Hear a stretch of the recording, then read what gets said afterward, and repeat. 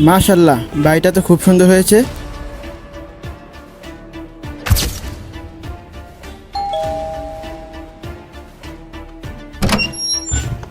কেমন আছিস?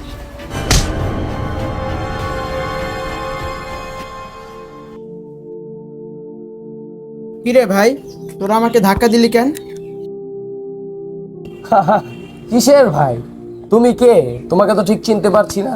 মানে কি বলছিস তোরা এগুলো আবুল তাবুল? শুনো, তোমার সাথে এত কথা পেঁচিয়ে লাভ নেই। তোমাকে ডিরেক্ট বলে দেই, এ বাড়িতে তোমার কোনো জায়গা নেই। ও আচ্ছা, এই কথা। এই তোদের ভালোবাসা? মানে টাকার জন্য এতদিন আমার সাথে নাটক করেছিস?